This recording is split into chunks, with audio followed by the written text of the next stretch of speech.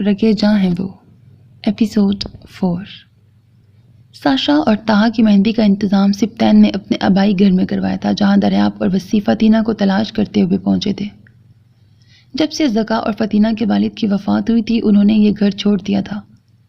सिर्फ मुलाजिम रहते थे जो घर की देखभाल करते थे। जिस वक्त फतीना इस घर से गई थी, तब उसकी ज़हनी हालत इस कदर अबतरी का शिकार थी कि फिर कई साल वो इस घर में पलट कर नहीं आई थी, मगर अब उसने खुद को इतना मजबूत बना लिया था कि हकीकतों का सामना करने से कतराती नहीं थी। खुद की मजबूती जांचने के लिए ही उसने ये फैसला किया था कि साशा और ताहा की शादी का इंतज़ाम यहाँ किया जाए। गो कि अब भी चलते फिरते बाप की बातें ज़का के कह कहे कानों में गूंज रहे थे। उसके बावजूद उसमें अपने आसाब को काबू करने की बहुत अच्छी सलाहियत पैदा हो चुकी थी। 3 केनाल पर फैले हुए इस घर में बड़ा सा लॉन था, जिसमें सब अरेंजमेंट बआसानी हो गई थी। वो अभी साशा की तैयारी देखकर बाहर निकली ही थी कि मरियम उसे जीन्स और कुर्ते में देखकर गश खाने लग गई। तू क्या ऐसे ही फिरंगन बनकर फिरेगी या कोई लड़कियों वाला हुलिया भी अपनाएगी? हाय मेरा दरियाब, क्या कर दिया मैंने उसके साथ। तेरे जैसी ढीठ को उसके पल्ले बांध दिया। मरियम की दुहाइयाँ और दरियाब के लिए जान लुटाने वाला ये अंदाज देखकर उसे तो बिल्कुल ही पतंगे लग गए। हाय मेरा दरियाब, मुझे क्या कहीं से मांग के लाई थी? अम्मा, आप मेरे साथ बहुत ज़्यादा दुश्मनी करने लग गई हैं। वो गुस्से में आग बगोला हो के बोली थी। तो फिर क्या कहूँ? ज़रा जो किसी दिन मैं तुझे लड़कियों वाले हुलिये में देखूँ। अब क्या आज के दिन भी सब मेहमानों के सामने ये हुलिया रखेगी? तो सोच वो कितना शर्मिंदा होगा सबके सामने अपनी माई मुंडा बीवी को देखकर। वो उसे लताड़ते हुए बोली। दोनों इस वक्त कॉरिडोर में आमने सामने खड़ी थी। तो ये उसे निकाह पे साइन करने से पहले सोचना चाहिए था कि किसी नॉर्मल लड़की से निकाह नहीं हो रहा उसका। उसने गर्दन अकड़ा के कहा, हाय हाय अल्लाह माफ़ करे, खुद को अब नॉर्मल कह रही है। फाती तुझे कब अकल आएगी? मेरी ज़रा सी लाज रख ले और आज जो कपड़े कहूँ वो पहन ले। उन्होंने प्यार से पुचकारते हुए कहा। जो आपका चहीता है ना, उसी को वो कपड़े पहनाए। वो भुन्नाई, चल हट, वो क्या लहंगे गरारे पहनने का? उन्होंने एक हाथ उसकी कमर पे जड़ा। हाँ, अम्मा सोचें दरियाब कैसा लगेगा लहंगे गरारे में। फतीना अम्मा की बात पर हंसती चली गई। तेरे दांत तोड़ दूंगी, मेरे इतने सोने गबरू बेटे के लिए कोई बकवास की तो। उन्होंने गुस्से से उसकी हंसी को घूरा। यही आपकी तशद्दुद पसंद सोच मुझे हर धर्म बनाती है। वो फिर अम्मा को बावर कराते हुए गुस्से से बोली, अच्छा मेरी माँ, माफ़ कर दे, चल आ।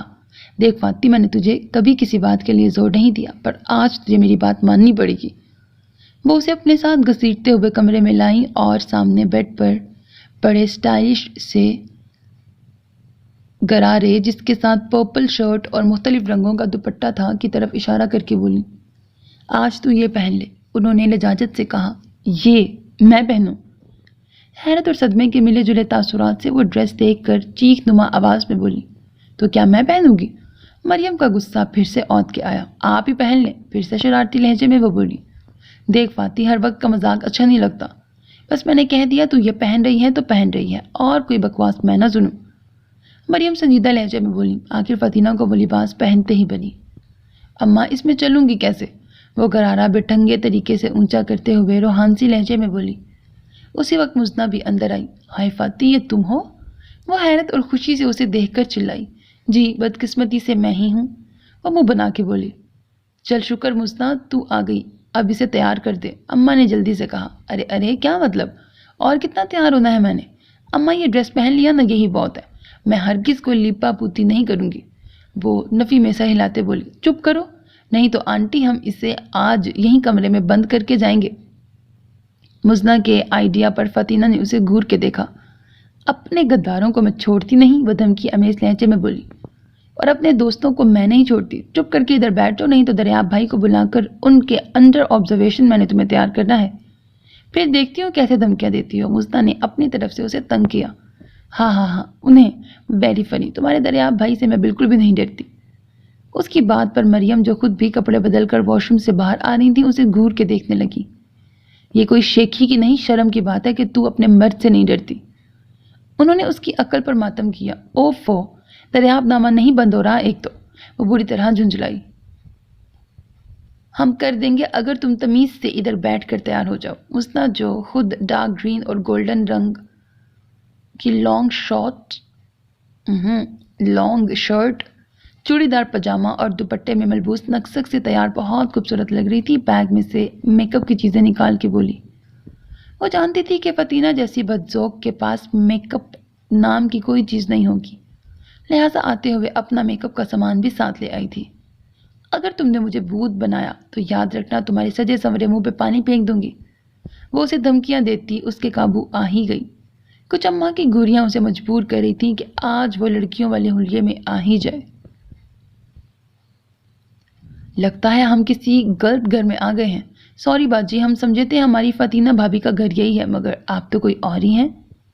فطینہ جو دلہے اور اس کے گھر والوں کا استقبال کرنے گیٹ کے قریب بنی روش پہ کھڑی تھی، وسیع کی باتیں سن کر اس کا دل کیا ابھی جا کے منہ دھو آئے۔ مگر خاتون، آپ تو کچھ جانی پہچانی لگتی ہیں، آپ کی بار وسیع نے مسنا سے کہا۔ وہ سب جو طہا کے ساتھ آئے تھے وسیع کی باتیں سن کر محظوظ ہوتے ہوئے آگے بڑھنے لگے۔ فاطینہ نے مسنا کو گھورا۔ دیکھ لو کتنی پیاری لگ رہی ہو تم، کوئی تمہیں پہچان نہیں پا رہا۔ مسنا فخریہ انداز میں بولی۔ پیاری یا بھیانک، کتنی باتیں سنا گیا ہے وسیع۔ اس کا بس نہیں چل رہا تھا وہ بھاگ جائے۔ وسیع کے ساتھ اندر آتے دریاب کا ٹھٹکنا اور پھر ایک نظر حیرت اور غور سے فطینہ کو دیکھنا وہ بھول نہیں پا رہی تھی۔ وہ یہی سمجھی تھی کہ اس کا حلیہ دیکھ کر وہ دل ہی دل میں اس کا مذاق اڑا رہا ہوگا، مگر وہ یہ نہیں جانتی تھی کہ اس کے لیے یہ ڈریس پسند کرنے کے بعد مریم بیگم کو بیچتے ہوئے اسے 1% بھی امید نہیں تھی کہ فطینہ یہ ڈریس پہن ہی لے گی، مگر پھر بھی اس نے بہت محبت سے اس کے لیے یہ لیا تھا، اور اس وقت اسے نہ صرف اس ڈریس میں بلکہ میک اپ اور ہلکی سی جیولری میں بالوں کی خوبصورت سی چٹیاں کیے ان کے استقبال کے لیے کھڑا دیکھ کر نہ صرف خوشگوار سی حیرت ہوئی تھی بلکہ اس کا یہ روپ تو اسے بالکل ہی ڈسٹرب کر گیا تھا۔ جبکہ وہ سب دوست وائٹ شلوار قمیض پر سیاہ واسکٹ پہنے ہر آنکھ کو چونکنے پر مجبور کر رہے تھے۔ وہ وہاں سے ہٹ کر اندر ساشا کے کمرے میں آئی۔ تھوڑی دیر بعد مسنا اور فاطینہ اسے بھی مہندی کے فنکشن کے لیے باہر لے آئیں۔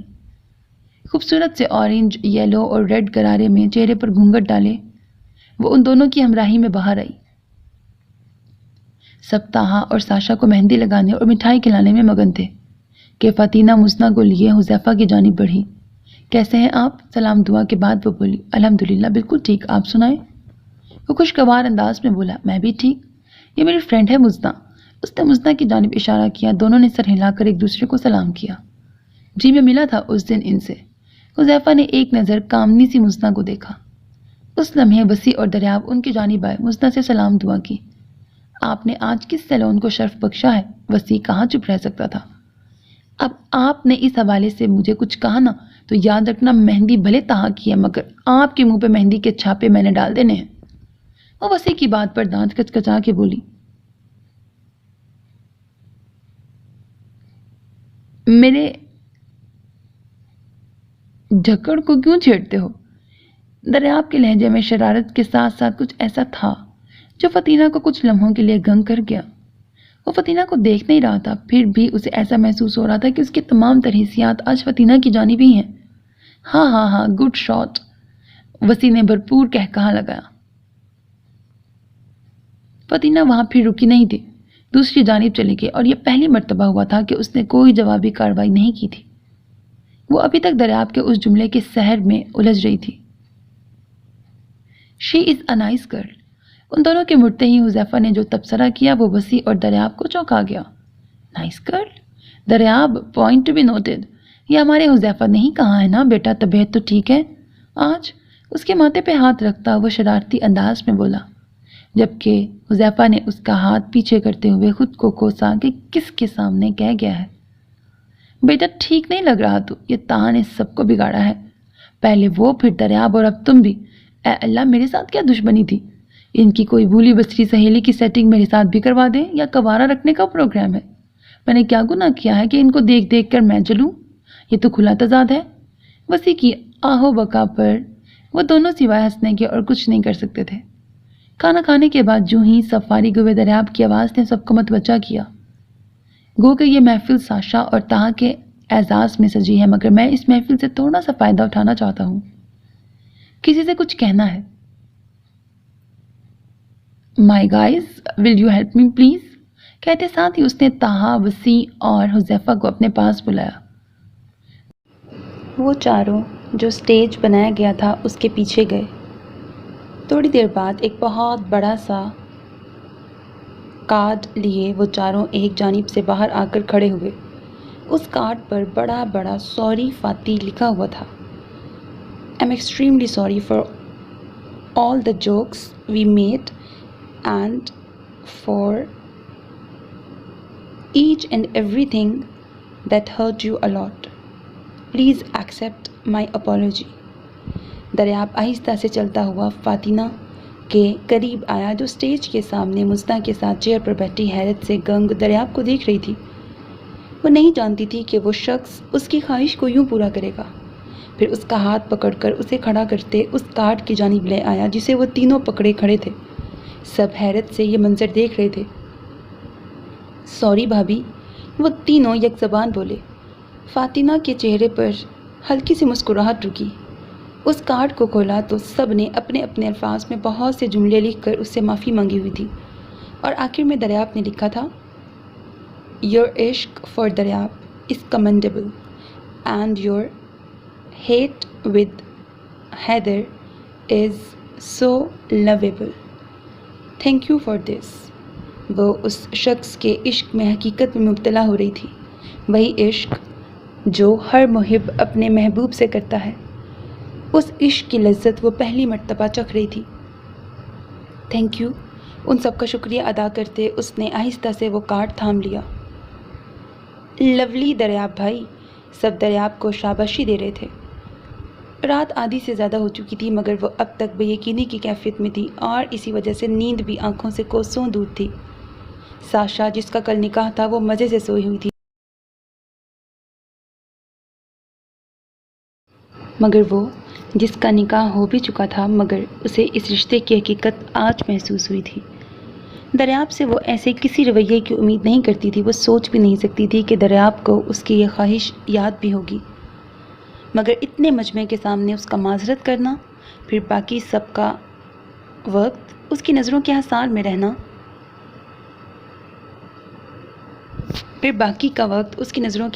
رہنا، فاطمہ کو پے در پے حیرت زدہ کر رہا تھا۔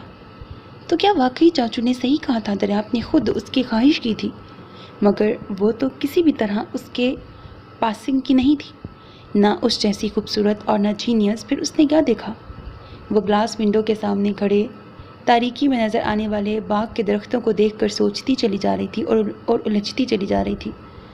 اسی وقت موبائل کی بیل نے اس کی محویت توڑی۔ حیرت میں ڈوبی وہ بیڈ کی دائیں جانب رکھی، سائڈ ٹیبل کے قریب آئی، ہاتھ بڑھا کر موبائل اٹھایا تو دریاب کا نام جگمگا رہا تھا۔ وہ مزید حیران ہوتی یس کا بٹن دبا کر فون کان سے لگا کر واپس اسی جگہ آئی۔ ہیلو، السلام علیکم، کیسی ہیں؟ دریاب کی گمبھیر آواز ابھری۔ بالکل ٹھیک، خیریت؟ اس نے پریشانی سے پوچھا۔ جی الحمدللہ، ویسے وعلیکم السلام کہنے کے بعد خیریت پوچھتے ہیں؟ اس نے فاطمہ پر چوٹ کی۔ اوہ سوری، وعلیکم السلام، وہ جلدی سے معذرت کرتے ہوئے بولی۔ لیکن آپ نے اس وقت کیوں فون کیا؟ پھر سے وہی تشویش۔ کیوں میں آپ کو اس وقت فون نہیں کر سکتا؟ الٹا سوال کیا۔ نہیں، ترت جواب پر وہ حیران ہوا۔ وہ کیوں؟ پھر سے پوچھا گیا۔ اس لیے کہ یہ شریفوں کے سونے کا ٹائم ہوتا ہے۔ اپنا اعتماد بحال کرتے ہوئے وہ اپنے ہمیشہ والے اکھڑ لہجے میں بولی۔ ہاں لیکن شریف لوگ نہ تو اس وقت سو رہے ہیں نہ ان کے سونے کے امکان نظر آ رہے ہیں، بلکہ کھڑکی میں کھڑے تاریکی میں کسی کو ڈھونڈنے کی کوشش کر رہے ہیں۔ اس کی بات نے فاطمہ کو گھبراہٹ میں مبتلا کیا۔ کیا مطلب؟ آپ کو کیسے پتا؟ وہ گھبراہٹ میں اسے اپنا ہمراز بنا بیٹھی۔ یعنی آپ مانتی ہیں کہ آپ مجھے ڈھونڈ رہی ہیں؟ اس کی شرارتی آواز پر فاطمہ کو ہوش آیا کہ وہ کیا کہہ گئی ہے۔ جی نہیں، یہ بات مان رہی ہوں کہ میں سوئی نہیں۔ اس نے اپنی لرزتی آواز پر قابو پایا۔ ہاں ہاں ہاں، دریاب حیدر سے خود کو چھپا رہی ہیں؟ اس کی آواز کی گمبھیرتا نے اسے پھر سے گھبراہٹ میں مبتلا کیا۔ آپ کو پتہ کیسے چلا کہ میں جاگ رہی ہوں اور کھڑکی میں کھڑی ہوں؟ وہ دریاب کے سوال کو نظر انداز کر گئی۔ وہ اس طرح کہ میں آپ کے لان میں سنگی بینچ پر بیٹھا ہوں، دائیں جانب دیکھیں۔ اس کے کہنے پر وہ ششتر رہ گئی۔ جو ہی نگاہ دائیں جانب بنے سنگی بینچ پر پڑی، دریاب لان کے پولز کی فینسی لائٹس میں بیٹھا نظر آیا۔ اسے دیکھنے پر ہاتھ ہلایا۔ وہ حیرت سے پلکیں جھپکتی اسے دیکھ رہی تھی۔ اتنی بڑی بڑی آنکھیں مت کھولیں، ڈر لگ رہا ہے۔ دریاب نے اس کی بڑی آنکھوں پر چوٹ کی۔ اور کسی خوش فہمی میں بھی مت رہیے گا۔ میں آپ کی محبت میں بحال ہوتا یہاں نہیں آیا، بلکہ میں تو گھر چلا گیا تھا، لیکن سر نے کسی کام سے بلایا۔ تھوڑی دیر پہلے آیا تھا، واپس جا ہی رہا تھا کہ نظر آپ کی کھڑکی کی جانب اٹھی، سوچا پوچھ لوں، کہیں چمگادڑوں سے تو تعلق نہیں جو اتنی رات میں بھی جاگ رہی ہیں۔ مجھے تو یکدم اپنے مستقبل کی فکر لگ گئی ہے۔ اس کی بات پر فاتنہ جتنا بھی دل ملاتی کم تھا۔ اف، اس شخص کو مجھ سے محبت ہوگی، امپاسبل۔ غصے سے جبڑے بھینچتے اس نے سوچا، ہاں ہے تعلق، اور چمگادڑوں کی طرح چمٹ بھی جاتی ہوں، پھر خون پی کے ہی پیچھے ہٹتی ہوں۔ اس کے جواب پر دوسری طرف سے دریاب کا نہ صرف کہا سنائی دیا بلکہ اسے تو سامنے وہ دکھائی بھی دیا۔ خود بھی الوؤں کی نظر سے تعلق رکھتے ہیں، جائیں اپنے گھر، جان چھوڑیں ہماری، اس نے عاجز آتے ہوئے کہا۔ افسوس، پہلی بیوی دیکھی ہے جو اپنے شوہر کو ایسے کوسنے دے رہی ہے، اس نے لہجے میں دنیا بھر کی بیچارگی سموتے کہا، اور پہلا شوہر دیکھا ہے جو بیوی کو جانوروں سے ملا رہا ہے، وہ کہاں پیچھے ہٹتی۔ جھٹ جواب دیا، اصل میں حقیقت پسند ہوں۔ وہ جان بوجھ کر بات کو طول دے رہا تھا۔ لگتا ہے آپ نے کل نکاح میں نہیں آنا، جائیں اب، اس نے جان چھڑانی چاہی۔ وہ تو انشاءاللہ پہنچیں گے، چاہے کوئی دل سے میرے نہ آنے کی دعائیں مانگے۔ اتنا فالتو ٹائم نہیں لوگوں کے پاس کہ وہ اپنے لیے دعائیں مانگنے کی بجائے آپ کے لیے دعائیں مانگے۔ وہ منہ بنا کے بولی، اوکے میں چلتا ہوں، آپ کی تو باتیں ہی ختم نہیں ہوتی۔ وہ آتے وقت اسے دیکھنے کی جو خواہش دل میں لے کر آیا تھا وہ پوری ہو چکی تھی، نہ صرف اسے دیکھنے بلکہ بات کرنے کی خواہش بھی، مگر وہ بھی اپنے نام کا ایک تھا، کیسے اس پہ ظاہر ہونے دیتا؟ نہ جانے کیوں اسے چڑھانے میں مزہ ہی بہت آتا تھا۔ خدا حافظ، اس نے چڑھ کر مزید کچھ کہنے سے خود کو روکتے ہوئے فون بند کیا اور مڑ کر بیڈ پر ساشا کے قریب لیٹ کر کتنی ہی دیر دریاب کی باتوں پر پیچو تاپ کھاتی رہی۔ وہاں سے نکل کر وہ سیدھا اپنے اس اڈے پر گیا تھا جہاں اس نے ان پولیس اہلکاروں کو قید کیا ہوا تھا جو اس دن دریاب نے اس ویڈیو میں شہریار کے ساتھ دیکھے تھے۔ ایک بند رنگ گھر کے گیٹ کے آگے وہ رکا، دروازہ کھٹکھٹایا، 2 مرتبہ بھی نہیں کھٹکھٹایا تھا کہ دروازہ آہستہ سے کھل گیا۔ اندر آیا تو اس کے ایک ماتحت نے فوراً سیلوٹ جھاڑا۔ اس نے ہاتھ کے اشارے سے اسے روکا۔ کیسے ہو؟ سلام کے بعد حال چال پوچھا۔ بالکل صحیح سر، مگر آپ کے مہمان ٹھیک نہیں، 2 دن سے بے حد شور مچا کے رکھا ہوا ہے، اس نے فوراً رپورٹ دی۔ ہاں چلو اچھا ہے، ابھی ٹھیک کرتے ہیں۔ اس کے کہنے پر وہ خوشگوار انداز میں ہنستا ہوا اپنے چہرے پر سیاہ ماسک لگا کر ایک تاریک کمرے میں داخل ہوا جہاں ان تینوں کو باندھا گیا تھا۔ کون ہو تم؟ اسے اندر آتا دیکھ کر ایک چلایا۔ دریاب نے اپنے ماتحت کو ٹارچ لانے کا کہا۔ بہت پچھتاؤ گے تم، جس کے ہم بندے ہیں نا، چھوڑے گا نہیں وہ تمہیں، ایک اونچی آواز میں بولنے لگا۔ دریاب نے ایک زناٹے دار تھپڑ اس کے منہ پہ مارا کہ اس شخص کا ہونٹ پھٹ گیا۔ وہ کراہنے لگا، تمہارے اس باس کا جو حشر میں کروں گا وہ صرف تم نہیں پوری دنیا دیکھے گی۔ جو گناہ تم دونوں کے کھاتے میں ہیں ان سمیت تم جلد ہی اس دنیا سے اٹھ جاؤ گے۔ جن جن جگہوں پر تم لوگوں نے معصوموں کی جانیں لیں، جتنے جھوٹ گڑھ کر مظلوم لوگوں کو جھوٹے پولیس انکاؤنٹر میں مروایا، جتنے اوباشوں کے لیے تم لوگوں نے معصوم لڑکیوں کی عزتیں برباد کی، ایسے مقدس پیشے کو گدھوں کا اڈا بنا دیا، اس سب کا حساب تو میری اس پوچھ گچھ سے الگ ہوگا۔ کوبرا کا ٹھکانہ بتاؤ تو شاید تمہاری سزا میں ترمیم کر دوں۔ دریاب کی غصیلی آواز اس کوٹری میں گونج رہی تھی۔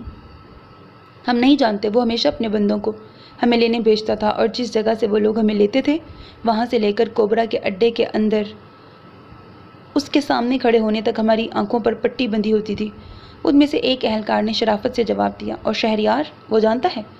دریاب نے اپنی لال انگارہ نظریں پھر سے ان پہ گاڑی۔ ہاں وہ جانتا ہے، ایک نے جواب دیا۔ وہ اس وقت کہاں ہے، یا اس کا نمبر کون سا ہے؟ کیونکہ میرے پاس اس کا جو نمبر ہے وہ تو بند پڑا ہے۔ دریاب کے استفسار پر انہوں نے ایک دوسرے کی جانب دیکھا۔ پتہ نہیں، انہوں نے نظریں چراتے کہا۔ جس نے جواب دیا تھا دریاب نے اس کی کرسی کو زوردار جھٹکا دیا کہ وہ کرسی سمیت نیچے گرا۔ دریاب نے اس کی گردن پر اپنا بوٹ رکھا۔ تجھے نہیں پتا؟ وہ گرایا۔ بتاتا ہوں، وہ بمشکل بولا۔ دریاب نے ایک ہاتھ سے اس کی کرسی پکڑ کے اسے اٹھایا۔ میرا موبائل تمہارے ماتحت کے پاس ہے، اس میں شہریار کا ایک خفیہ نمبر موجود ہے جسے وہ کوبرا سے بھی چھپا کر استعمال کرتا تھا، ایک نے خشک ہونٹوں پر زبان پھیرتے ہوئے کہا۔ دریاب تیزی سے باہر کی جانب گیا، اپنے ماتحت سے موبائل لے کے آیا۔ یہ تمہارا ہے؟ اس نے موبائل اسی بندے کو دکھایا۔ اس کے اسبات میں سر ہلاتے ہی اس نے پاس ورڈ پوچھ کر موبائل آن کیا اور شہریار کا نمبر نکال کر اپنے موبائل میں سیو کیا۔ پھر جو ہی مڑ کر واپس جانے لگا ان میں سے ایک نے دریاب کو پکارا۔ کیا؟ کیا تم دریاب حیدر ہو؟ ایک کے سوال پر دریاب کے ہونٹوں پر مسکراہٹ رنگی۔ تم سب کا باپ، کہتے ساتھ ہی کمرے کا دروازہ مقفل کر کے وہ باہر آیا۔ سر، ان کا کیا کرنا ہے؟ اس کے ماتحت نے پوچھا۔ جو کام چاہیے تھا وہ ہو گیا ہے۔ ان کی لاشیں ان کے گھروں میں پہنچا دو تاکہ ان کے گھر والے انہیں دیکھ کر صبر کر لیں اور انہیں دفنا سکیں، کیونکہ ایسے بے رحموں کے لیے میرے پاس کوئی رحم نہیں۔ میں ان لوگوں کے آنسو نہیں بھول پاتا جن کے گھر ان جیسے بہت سے کمینوں نے برباد کیے ہیں۔ اس کی آنکھوں میں اس وقت ان کے لیے صرف حقارت تھی۔ اس کے ماتحت نے اسبات میں سر ہلایا اور دریاب اس گھر سے نکل آیا۔ اگلے دن طاہا اور ساشا کا نکاح بھی فاطمہ کے پرانے گھر میں ہوا۔ نکاح کے دن مریم کے کہنے پر فاطمہ نے بلا چوں چراں ان کا کہا ہوا لباس پہنا۔ آف وائٹ، گولڈن اور ڈارک پرپل شیڈز کا راجستانی فراک اور چوڑی دار پاجامہ کے ہمراہ بڑا سا پرپل اور گولڈن دوپٹہ لیے وہ بہت ہی مختلف لگ رہی تھی۔ مستہ نے بھی آف وائٹ کے ساتھ اورنج رنگ کے امتزاج کے ساتھ اسی طرح کا لباس پہن رکھا تھا، جبکہ ساشا پیور گولڈ کے لہنگے اور سرخ رنگ کے دوپٹے میں دلہن بنی سب کی آنکھوں کو بے حد بھا رہی تھی۔ نکاح کے دن ان چاروں دوستوں نے آف وائٹ شلوار قمیض کے اوپر گولڈن باسکٹس پہن رکھی تھی۔ نکاح کے وقت ساشا کے پاس مزنہ اور فاطمہ دونوں موجود تھیں۔ جو ہی مولوی نے نکاح کے کلمات ادا کیے، نہ جانے کس کس کی یاد، کون کون سی تکلیف اور اللہ کی رحمتوں کا سوچ کر ساشا کی آنکھوں سے آنسو جھڑی کی صورت نکلے۔ سبتین مولوی کے ساتھ ہی آئے تھے اور ساشا کے سرپرست کے طور پر موجود اس کی دائیں جانب بیٹھے تھے۔ ایک ہاتھ اس کے سر پر رکھ کر انہوں نے بے اختیار اسے اپنے ساتھ لگا کر حوصلہ دیا۔ سب کی آنکھیں نم تھیں سوائے فاطمہ کے۔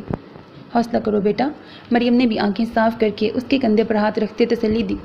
بمشکل اس کے منہ سے قبول ہے نکلا۔ کپ کپاتے ہاتھوں سے اس نے سائن کیے۔ وہ جو سگے ماں باپ تھے نہ جانے کن دیسوں میں تھے، اور وہ جو غیر ہو کر اپنے بن گئے تھے، وہ کیسے اس کی زندگی کے نئے سفر پر پل پل اس کا ساتھ نبھا رہے تھے۔ مولوی کے جاتے ہی ساشا مریم کے گلے لگ کے کھل کے رو دی۔ بس کر دے بہن، سارا میک اپ برباد کر کے دھلی شکل لے کر طاہا کے پاس جاؤ گی کیا؟ عجیب ایموشنل سین بنا کے بیٹھی ہوئی ہے۔ فاطمہ جو کب سے ساشا کی کلاس لینے کے چکر میں تھی جھنجھلا کے بولی۔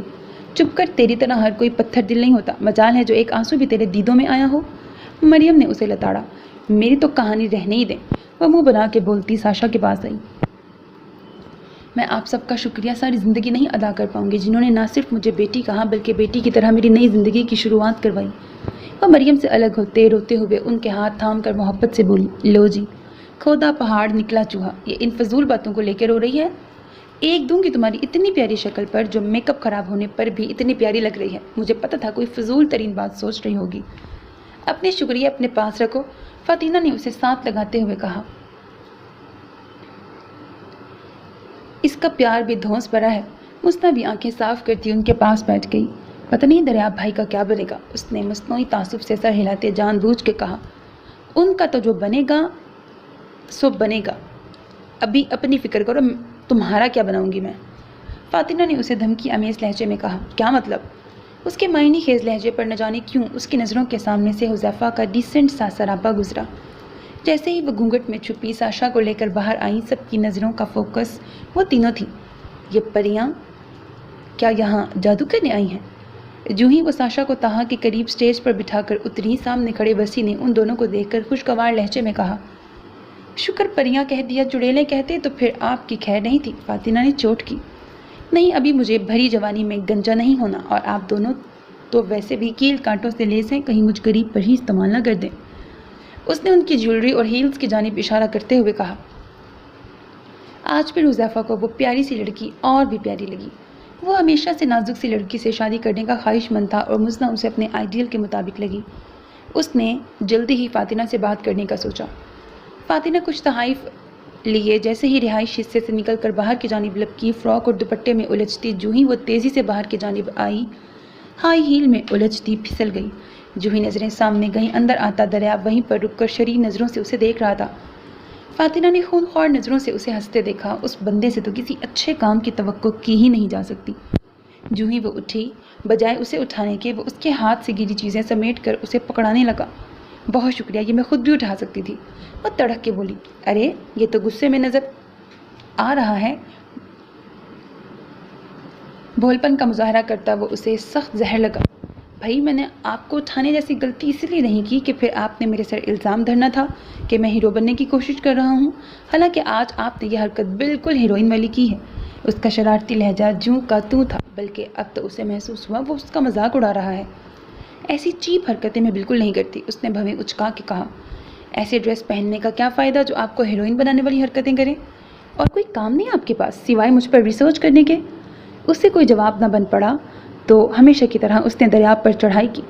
کیا کریں، اب یہ کام بھی ضروری ہے، آخر کو مستقبل میں مجھے ہی آپ کو جھیلنا ہے۔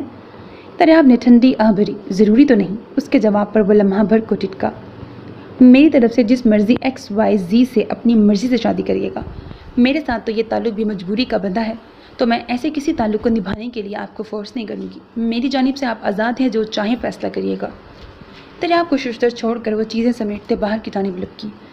اس کے ساتھ مذاق کو طول دیتے اس کے وہم و گمان میں بھی نہیں تھا کہ وہ اس رشتے کو اس انداز سے سوچے گی۔ یہ اس کے لیے اب تشویش کی بات تھی۔ رخصتی ہو کر ساشا کو فی الحال وہ لوگ ہوٹل میں بک کروائے گئے ایک کمرے میں لائے تھے۔ 2 دن وہاں رہ کر ساشا نے تہا کے پیرنٹس کے ساتھ ان کے گھر چلے جانا تھا، کیونکہ 2 دن بعد ان لوگوں کو شہریار کی تلاش میں نکلنا تھا۔ نمرا کو پہلے ہی کوبرا کہیں ٹھکانے لگا چکا تھا کہ اس کا علم نہیں ہو رہا تھا، جبکہ شہریار کا نمبر ٹریس ہو گیا تھا۔ وہ علاقے غیر میں کہیں قیام پذیر تھا اور ان سب کو اس کو پکڑنے جانا تھا۔ سب ان دونوں کو ڈراپ کر کے دریاب لوگوں کے گھر جا چکے تھے۔ تاہا ساشا کا ہاتھ تھامے اپنے بک کروائے گئے روم کی جانب آیا۔ چابی وہ پہلے ہی کاؤنٹر سے لے چکا تھا۔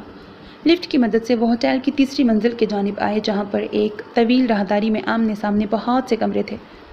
تاہا اپنے مطلوبہ کمرے کے سامنے جا کے رکا، چابی سے دروازہ کھول کر ساشا کو اندر لے آیا، جو اس وقت بڑی سی چادر میں چہرہ تک چھپائے کھڑی تھی۔ روم لاک کر کے ساشا کو لیے بیڈ کی جانب آیا۔ یہ چادر اتار لیں بے شک۔ اسے بیڈ پہ بٹھا کر خود باسکٹ کے بٹن کھول کر اسے اتارا۔ جو ہی ساشا نے گھونگھٹ اتارا، تاہا اسے دیکھ کر مبہوت رہ گیا۔ کچھ لمحے تو وہ بول نہیں پایا، دلہن کے روپ میں وہ لگی اتنی حسین رہی تھی۔ جو ہی اس نے سر اٹھا کر گمسم کھڑے تاہا پر نظر ڈالی، اسے محویت سے اپنی جانب تکتا پایا۔ اپنی باسکٹ اتار کر اس میں سے کوئی شے لیے تاہا اس کے قریب بیڈ پہ بیٹھ کر اس کا ہاتھ تھام گیا۔ بہت شکریہ کہ آپ میری زندگی کا حصہ بن گئیں۔ جذبوں سے چور لہجے پر ساشا کی ہتھیلیاں پسینے میں بھیگ گئیں۔ ایسے مت کہیں، آپ کا شکریہ کہ آپ نے مجھ جیسی۔ ابھی اس کی بات پوری بھی نہیں ہوئی تھی کہ تاہا نے اسے گھورا۔ پھر وہی بات؟ اس نے مصنوعی غصے سے اس کی جانب دیکھا۔ اب کسی بھی قسم کی خود ترسی کی بات نہیں کر دی، سنجیدہ انداز میں کہتا وہ اپنے ہاتھ میں پکڑی ڈبیاں کھولنے لگا، جس میں خوبصورت سا بریسلیٹ تھا۔ تاہا نے ہاتھ آگے کر کے پہلے اس کی جانب اجازت طلب کرتی نظروں سے دیکھا۔ ساشا نے آہستہ سے ہاتھ آگے کیا تو تاہا نے نہایت محبت سے وہ بریسلیٹ اس کے خوبصورت سے ہاتھوں میں پہنایا، جہاں کانچ کی چوڑیاں تھیں۔ پھر آہستہ سے اس کے ہاتھ کی پشت پر بوسہ دیا۔ ساشا اندر تک کانپ گئی۔ تاہا نے ہولے سے اسے اپنے ساتھ لگایا۔ ساشا، اگر میں آپ کے پیرنٹس کو ڈھونڈوں، نہ جانے کس وجہ سے تاہا یہ کہہ گیا۔ بالکل بھی نہیں، جب انہیں یہ معلوم ہی نہیں، نہ انہیں معلوم کرنا ہے کہ میں زندہ ہوں یا مر گئی، یا پھر میں کس حال میں ہوں، تو مجھے بھی ان سے کوئی سروکار نہیں۔ تاہا کے کندھے سے لگے اس نے آخری بار اپنے والدین کے لیے آنسو بہائے۔ اسے اب ان کے بارے میں سوچنا بھی نہیں تھا۔ اوکے یار، رونے کی کیا بات ہے؟ فاطمہ کے ساتھ اتنے دن رہ کر بھی آپ بہادر نہیں ہوئی؟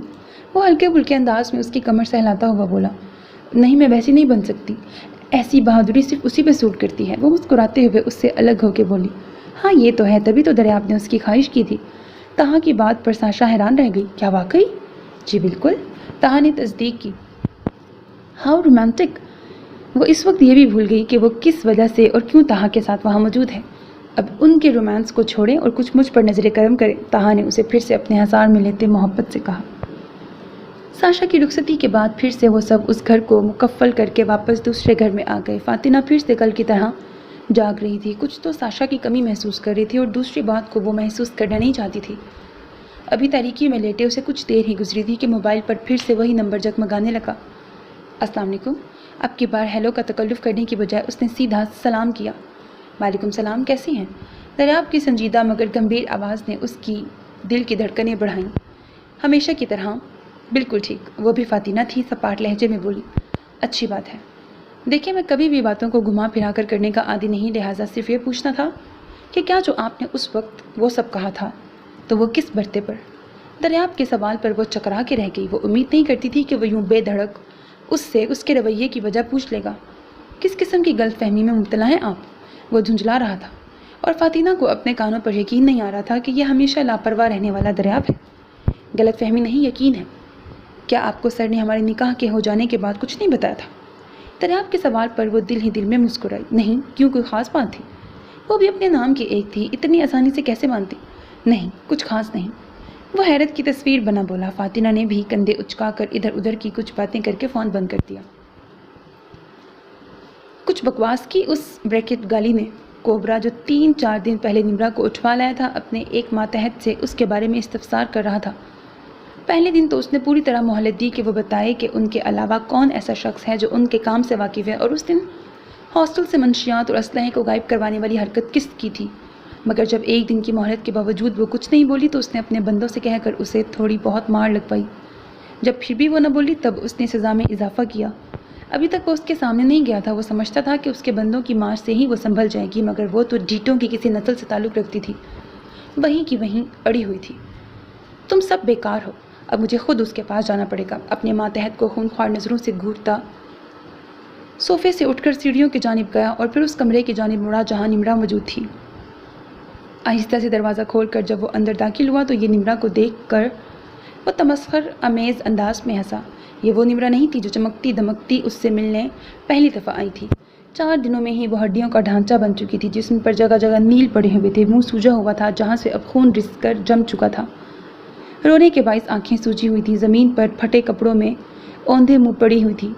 کوبرا حقارت سے اسے دیکھتا پاس گیا اور جوتے کی نوک سے اسے سیدھا کیا۔ اس قدر مار کا تم پر کوئی اثر نہیں ہوا؟ ابھی بھی بتاؤ گی کہ وہ کون تھا یا نہیں؟ اس کے بالوں کو سختی سے جکڑ کر کھینچتے ہوئے وہ گرایا۔ نہیں، کیونکہ وہ جو کوئی تھا میں تب تو اس کی مصلحت کو سمجھ نہیں سکی، مگر اتنا جان گئی ہوں کہ تم جیسے کریہ لوگوں کو وہ انجام تک پہنچائے گا جس طرح تم نے میرا ریشہ ریشہ تکلیف سے دوچار کیا ہے، وہ تم جیسوں کی رگوں میں اتر کر تمہیں نوچ لے گا۔ میں اپنے گناہوں پر اور دوسروں کی زندگیاں برباد کرنے پر اللہ کے سامنے کبھی نہیں پچھتائی جتنا ان گزرے 4 دنوں میں پچھتائی ہوں، کیونکہ شاید برے کام کا انجام مجھے پہلی مرتبہ ملا ہے، اور اس پہلی مرتبہ میں ہی مجھے ہر وہ شخص یاد آیا ہے جسے میں نے برباد کیا ہے، جسے میرے گندے عزائم نے برباد کیا ہے۔ میں نے پہلے دن ہی خود سے فیصلہ کر لیا تھا کہ میری چمڑی بھی ادھیڑ دو کہ میں اب اس شخص کا نام نہیں بتاؤں گی، مگر مجھے یقین ہے وہ خود تم تک پہنچے گا۔ میں خوش نصیب ہوں، میں نے اس بندے کو دیکھا ہے، میں نے اس سے بات کی ہے، میں نے بہت سا قیمتی وقت اس کے ساتھ گزارا ہے، جسے اللہ نے تم جیسے درندوں کے لیے موت بنا کے بھیجا ہے۔ وہ روشن پیشانی والا جلد ہی تمہاری زندگی کو تاریک کر دے گا۔ میں خوش نصیب ہوں۔ بجائے تکلیف اور رحم کی بھیک کے جو الفاظ نمرا کے لبوں سے نکلے تھے وہ کوبرا کو پاگل کرنے کے لیے کافی تھے۔ وہ غصے سے بحال ہوتا اسے ٹھڈوں اور گھونسوں کی زد پر رکھ چکا تھا، اور تب تک نہیں ہٹا جب تک وہ ہانپنے نہیں لگ گیا۔ نمرا بے جان پڑی تھی، نہ جانے مر گئی تھی یا بے ہوش ہو گئی تھی۔ کوبرا کے لیے یہ سب جاننے کا وقت نہ تھا، نہ اسے ضرورت تھی۔ کون ہے آخر وہ؟ کون ہے؟ وہ اپنے بال نوچ رہا تھا، غصے اور جھنجھلاہٹ سے چلا رہا تھا۔ نمرا کے موبائل میں موجود ہر نمبر کو وہ چیک کروا چکا تھا، حتیٰ کہ حیدر کے نام سے موجود نمبر کو بھی، مگر اس نمبر کا ریکارڈ کسی کمپنی کے پاس موجود نہ تھا۔ نہ یہ معلوم ہو سکا کہ وہ کس نے اور کس نام پر نکلوائی تھی۔ کوبرا اس وقت بے بسی کی انتہا پر تھا، نہ ہی شہریار کا کچھ پتہ تھا اور نہ ان لوگوں کا جو اس کے لیے آسیب بن چکے تھے۔ نہ وہ لوگ اس کے سامنے آ رہے تھے، نہ وہ ان کے بارے میں کسی قسم کی کھوج لگانے میں کامیاب ہو رہا تھا۔ بے بسی کا مقام تھا اس کے لیے۔ ابھی تک بہت سے لوگوں سے واسطہ پڑا تھا جنہوں نے کوبرا کے کام میں نرخہ ڈالنے کی کوشش کی تھی، مگر کوبرا ان پر ایسا حاوی ہوتا تھا اور اس انداز میں ان کے بارے میں پتہ کروا کر انہیں راستے سے ہٹاتا تھا کہ اس سے ٹکرانے والے پچھتاتے تھے۔ مگر اس مرتبہ یہ کون لوگ تھے جو نہ صرف اس کی پلاننگ کو تہس نہس کر رہے تھے، جبکہ سامنے ہوتے ہوئے بھی ایسے کام کر رہے تھے کہ وہ کسی بھی طرح انہیں پکڑ نہیں پا رہا تھا۔ جو ایک نمرا سے امید تھی کہ وہ کچھ بتائے گی، وہ بھی ایسے لفظ لیے بیٹھی تھی کہ اتنے تشدد کے بعد بھی اس نے ان لوگوں کے بارے میں ذرا برابر اشارہ نہیں دیا تھا۔ ایسا تو کبھی نہیں ہوا تھا۔ جو تشدد اس نے نمرا پر کیا تھا، اس کے بعد تو بڑے بڑے مردوں نے اس کے آگے زبان کھولی تھی۔ تو وہ کون سی طاقت تھی جس نے ایک دھان پان سی لڑکی کو اتنی جرأت اور ہمت دے دی تھی کہ وہ اس سے ہر بات چھپا گئی؟ وہ کون ہے جس کے بارے میں وہ بات کر رہی تھی؟ بہت معلوم کرنے پر بھی اسے صرف اتنا پتہ چلا تھا کہ کوئی حیدر نامی لڑکا تھا جس کے ساتھ کبھی کبھی نمرا پائی جاتی تھی، مگر اب وہ لڑکا کہاں اور کدھر تھا کوئی نہیں جانتا تھا۔ اس کا حلیہ بھی بہت سے لوگوں نے صحیح سے نہیں بتایا تھا۔ اس لڑکے کا نمبر بھی بند تھا اور اس کے نمبر سے بھی کوئی معلومات نہیں مل پا رہی تھی۔ اور پھر ایسا ہوتا ہے نا جب ہم سمجھتے ہیں ہم عقل کل ہیں اور سب طاقت ہمارے پاس ہے، ہم جیسے چاہیں دنیا کو اپنی مرضی سے چلا سکتے ہیں، اور یہی وہ امتحان کا وقت ہوتا ہے کہ جب اللہ انسان کا پاسا پلٹ کر اسے یہ دکھاتا ہے کہ وہ محض ایک حقیر سی مخلوق ہے، اور حق سچ کا ساتھ دینے والا وہ اللہ اپنے سچے لوگوں کے لیے خود ہی ایسے راستے بنا دیتا ہے کہ وہ ہر رکاوٹ، ہر مشکل کو چیرتے ہوئے بالکل باطل پر فتح حاصل کر لیتے ہیں۔ کوبرا کے ساتھ بھی یہی ہو رہا تھا۔ وہ جاننے سے قاصر تھا کہ حالات اس کے منافی کیوں جا رہے ہیں۔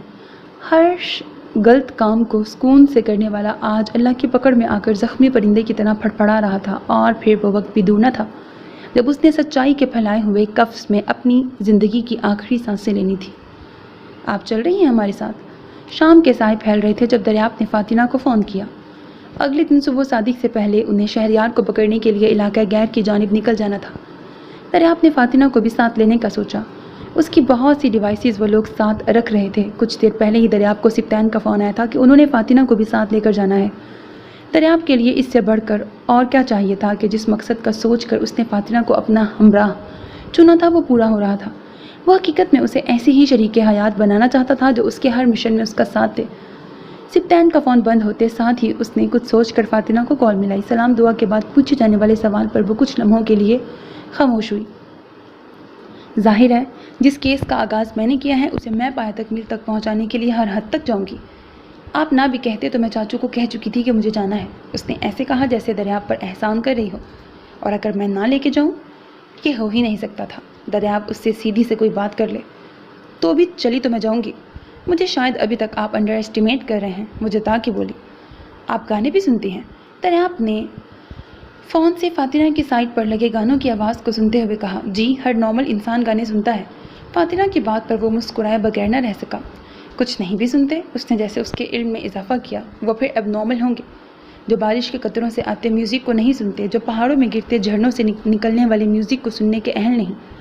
اللہ نے تو ہر چیز کا کنیکشن موسیقی سے کیا ہے، تو پھر ایسا انسان نارمل کیسے ہو سکتا ہے جو ان سب چیزوں کی موسیقی کو سننے کی صلاحیت نہیں رکھتا؟ دریافت تو اس کی باتیں سن کر حیران رہ گیا۔ عجیب لڑکی تھی، آپ تو بڑی رومانٹک باتیں بھی کر لیتی ہیں۔ دریافت نے گویا اسے چھیڑا یا تعریف کی وہ سمجھنے سے قاصر تھی۔ ہاں، میں رومانٹک ہوں کیونکہ میں قدرت سے محبت کرتی ہوں، اس کی ہر چیز سے محبت کرتی ہوں، اور پوری کائنات میں رومانس ہے۔ بس ہم کم عقل ہی اس کو صرف ایک لڑکا اور لڑکی سے جوڑتے ہیں۔ فاطمہ نہ جانے کس موڈ میں تھی جو اس نے اتنی گہری باتیں کر گئی۔ مجھے لگ رہا ہے میں کسی فلاسفر فاطمہ سے باتیں کر رہا ہوں، دریافت نے خوشگوار حیرت سے کہا۔ افسوس، لوگ مجھے صرف جنگجو ہی سمجھتے ہیں، فاطمہ نے بھی درد بھرے انداز میں کہا۔ آپ سمجھنے کا موقع دیں تو کوئی سمجھے، آپ تو ہر پرت ہی نرالی ہیں۔ دریافت کی بات نے اسے مزہ دیا۔ تو مسٹر اکڑو، آپ بھی میرے بارے میں سوچنے لگ گئے؟ اس نے دل میں سوچا۔ آپ کو کس نے کہا ہے میرا اتنا باریک بینی سے جائزہ لیں؟ کل صبح کتنے بجے نکلنا ہے؟ وہ جو بے خیالی میں اس سے بہت سی باتیں کر گئی تھی واپس اپنے کھول میں سمٹی۔ دریافت نے بھری، کیا وقت آ گیا ہے، اب میں اس کے پیچھے ہوں اور وہ مجھ سے دور بھاگ رہی ہے۔ دریافت نے دل میں سوچا۔ صبح 3 بجے آپ کو گھر سے پک کر لیں گے، دریافت نے اسے پروگرام بتایا۔ اماں کو کیا بہانہ لگایا ہے؟ دریافت نے سرسری انداز میں پوچھا۔ نہ جانے کتنے دن کے لیے جانا تھا، لہٰذا مریم سے کوئی ایسی بات کرنی تھی کہ ان کی تسلی بھی ہو جاتی اور فاطمہ کی شامت بھی نہ آتی۔ انہیں کہا ہے کہ آپ کا داماد مجھے شمالی علاقہ جات گھمانے لے جا رہا ہے۔ فاطمہ کی بات پر دوسری جانب بھرپور کہے کی آواز آئی۔ ریئلی؟ یعنی خود کو بچانے کے لیے آپ نے میرا سہارا لیا؟ دریافت نے اسے تنگ کیا۔ کیا کروں، ہر دم جھوٹ بولنے والے کے ساتھ قسمت پھوٹ گئی، کچھ تو اثر آنا تھا۔ دریافت اس کی باتوں سے لطف اندوز ہو رہا تھا۔ ہاں، نہیں، کبھی کبھی آپ انجانے میں بھی مارے جاتے ہیں۔ دریافت کی بات پر وہ پھر سے دل ملائی۔ تو صحیح کہا نا میں نے، یہ رشتہ زبردستی کا ہے؟ ہاں، مگر کس کے ساتھ؟ یہ بات قابل غور بھی ہے اور قابل ذکر بھی، مگر اس بات پر غور و فکر ہم پھر کسی دن کریں گے، تیار رہیے گا، اللہ حافظ۔ کہتے ساتھ ہی دریافت نے فون بند کر دیا، جبکہ وہ اس کی بات گھمانے پر الجھ کے رہ گئی۔ تاہا اور ساشا ڈنر کر کے ہوٹل آئے تھے چیک آؤٹ کے لیے، جہاں سے اس نے ساشا کو سیدھا ایئرپورٹ چھوڑنا تھا۔ اس کے پیرنٹس اور بہن بھائی پہلے سے وہاں موجود تھے، ان سب نے ساشا کو لے کر واپسی کے لیے فلائی کرنا تھا۔ بیگز اٹھاتے تاہا کو محسوس ہوا کہ ساشا منہ نیچے کیے بیڈ پر بیٹھی رونے میں مصروف ہے۔ ساشا، اس نے افسوس سے سر ہلاتے اسے پکارا۔ ابھی کل رات وہ اسے کتنا سمجھا چکا تھا، اور اس وقت پھر سے وہی رم جھم جاری تھی۔ اس کے قریب بیٹھتے اس کا سر کندھے سے لگایا، ساشا کے رونے میں اور بھی اضافہ ہوا۔ یار ایسے تو مت کرو، مجھے آپ کے آنسوؤں سے زیادہ آپ کی دعاؤں کی ضرورت ہے، پلیز، وہ بے بسی سے بولا۔ فاطمہ بھی تو جا رہی ہے، کیا یہ نہیں ہو سکتا کہ میں بھی آپ لوگوں کے ساتھ جاؤں؟ میں کسی کو کچھ نہیں کہوں گی، آپ سب کا پورا ساتھ دوں گی، لیکن پلیز مجھے اپنے ساتھ لے جائیں۔ وہ اس کے کندھے سے سر اٹھا کے بولی، آنسو بھری آنکھیں اسے کمزور بنا رہی تھیں جو وہ بننا نہیں چاہتا تھا۔ دھیرے سے اس کے ماتھے پر بوسہ دیا، میری جان، یہاں ہوں تو آپ کے علاوہ دھیان اور کہیں نہیں جاتا، تو وہاں کیا خاک میں مشن پورا کروں گا؟ ساشا، آپ کو تو میری مضبوطی بننا ہے۔ ہم جیسے لوگوں کی زندگی کے ساتھ ساتھ موت کے سائے رہتے ہیں، ایسے کمزور پڑو گی تو کیسے گزارا ہوگا؟ اور جہاں تک بات ہے فاطمہ کے جانے کی، تو ڈیئر وہ ہماری ہی طرح ایجنٹ ہے اور اس مشن میں بھی شریک ہے، اسی لیے اس کا جانا ضروری ہے۔ طاہا نے اس کا چہرہ دونوں ہاتھوں میں لے کر دھیمے لہجے میں کہتے بیچارگی سے اسے دیکھا۔ 2-3 دن ہی تو ہوئے تھے اس کے ساتھ کو محسوس کرتے ہوئے، زندگی کبھی کبھی بہت سے امتحانوں میں ڈال دیتی ہے۔ آرمی کے لوگ ہوں یا ایجنٹس، ان کی بیویوں کو ان سے زیادہ مضبوط بننا پڑتا ہے۔ اور ویسے بھی آپ اکیلی تھوڑی ہوں گی، آپ کے پاس سب ہوں گے، امی، ابو، میرے بہن بھائی، اور آپ تو نہیں ہوں گے نا؟ وہ اس کی بات کاٹ کر بولی، تو پھر آپ بتاؤ نہ جاؤ۔ اب کی بار وہ اس کے چہرے سے ہاتھ اٹھا کر سنجیدگی سے بولا، میں نے یہ تو نہیں کہا۔ وہ طاہا کا سنجیدہ اور کسی قدر ناراض انداز دیکھ کر گھبرا گئی، نہ وہ اسے سمجھا پا رہی تھی کہ وہ کیا محسوس کر رہی ہے اور نہ وہ خود سمجھ پا رہی تھی کہ وہ کیا کرے۔ میں دریافت کو کال کر کے کہتا ہوں کہ میں اس نئے رشتے کے بننے سے اتنا کمزور ہو گیا ہوں کہ میری زمین کو جب میری ضرورت ہے تو میں اپنے رشتوں کو بچانے کے لیے آ نہیں پاؤں گا، بلکہ اسے کہتا ہوں کہ میرا ریزائن سر کو دے دے، کہ اب میں یہ نوکری نہیں کر سکتا۔ طاہا جس قدر سنجیدگی سے سب کہتے موبائل تھام کر دریافت کا نمبر نکالنے لگا، وہ انداز ساشا کے ہاتھ پاؤں پھلانے کے لیے کافی تھا۔ طاہا، میں نے یہ تو نہیں کہا، بس میں کیا کروں، اب میرا ایک سب سے اپنا رشتہ صرف آپ ہیں، تو بس میں اسی لیے اس طرح ریاکٹ کر گئی۔ آپ دریافت بھائی کو کال نہ کریں پلیز، وہ روحانسی لہجے میں بولتی اس کے ہاتھ سے موبائل لے کر بند کرتے ہوئے بولی، ساشا، اس بات کو آج طے کر لیں، مجھے دہرانا نہ پڑے، ہماری زندگی پر ہم سے بھی زیادہ حق یہاں اس دھرتی کے ایک ایک معصوم بندے کا ہے۔ ہم خود کو صرف اسی لیے بچا لیں کہ اگر ہمیں کچھ ہو گیا تو ایک ماں کا بیٹا، ایک بہن کا بھائی اور ایک بیوی کا شوہر چلا جائے گا، اور وہ بہت سی ماؤں، بہنوں اور بیویوں کے لال جو ان درندہ صرف دہشت گردوں کا نشانہ بغیر کسی وجہ کے بنتے ہیں، ان کا کیا قصور ہے؟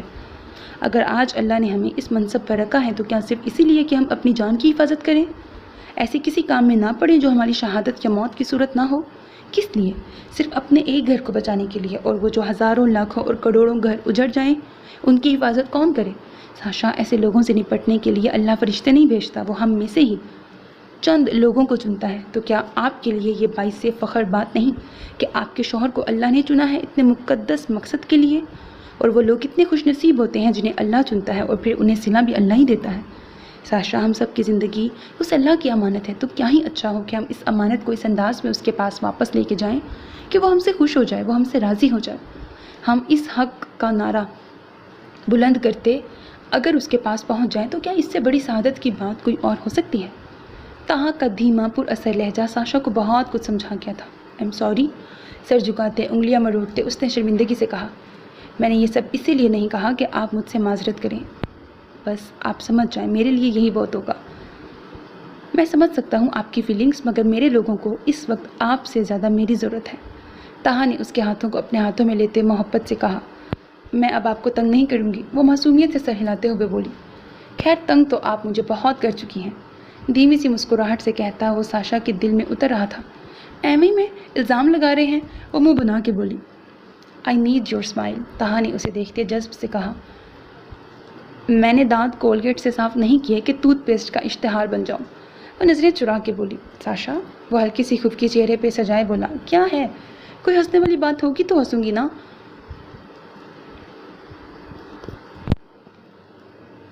خود جو پروفیسر بنے ہوئے لیکچر پہ لیکچر دے رہے ہیں، اب ایسے خشک لیکچر کے بعد بندہ سڑا ہوا منہ تو بنا سکتا ہے مگر ہنس نہیں سکتا۔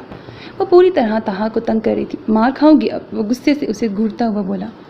اس کی بے بسی پر وہ ہولے سے مسکرا دی، تھینکس۔ طاہا بھی نرم تاثرات چہرے پر لیے اسے ایک مرتبہ پھر خود میں سموتے سرگوشی نما آواز میں بولا۔ رات کے 2:45 کا وقت تھا۔ فاطمہ پوری طرح سے تیار تھی۔ دریافت نے کچھ دیر پہلے ہی فاطمہ کو میسج کیا تھا کہ وہ لوگ نکل پڑے ہیں اور اسے لینے آ رہے ہیں، وہ تیار رہے۔ مریم بھی ابھی تک جاگ رہی تھی۔ جو ہی فاطمہ بیگ لیے لاؤنج میں آئی، مریم اسے خشمگی نظروں سے دیکھ کے رہ گئی۔ یہ کیا مسٹنڈی بن کے جائے گی پھرنے پھرانے؟ وہ اس کی بلیک جینز اور بلیک لیدر کی لانگ جیکٹ پر اعتراض کرتے ہوئے بولی، آپ کے داماد کی ہی فرمائش پر پہنے ہیں، اسے ہی فرنگی لباس بڑا پسند ہے۔ فاتنہ نے کمال مہارت سے سب دریاب پر اس انداز میں ڈالا کہ مریم چپ کر گئی۔ اسی لیے کہتے ہیں جلدی کا کام شیطان کا، اب دیکھیں کیسے شیطانی کام کروا رہا ہے مجھ سے۔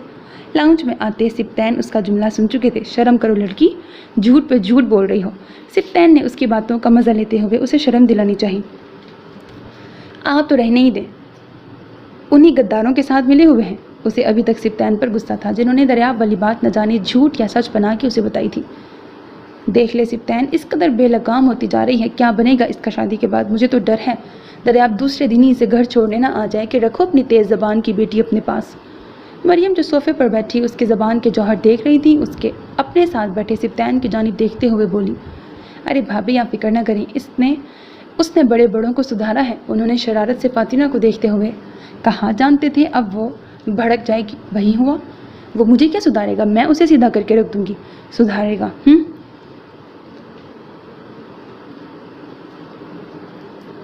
آپ کے اس دریاب کی وجہ سے آپ کی اور میری کسی دن بڑی زبردست لڑائی ہونے والی ہے۔ اس نے سبطین کو وارن کیا۔ اسی لمحے اس کے موبائل پر دریاب کی کال آ گئی۔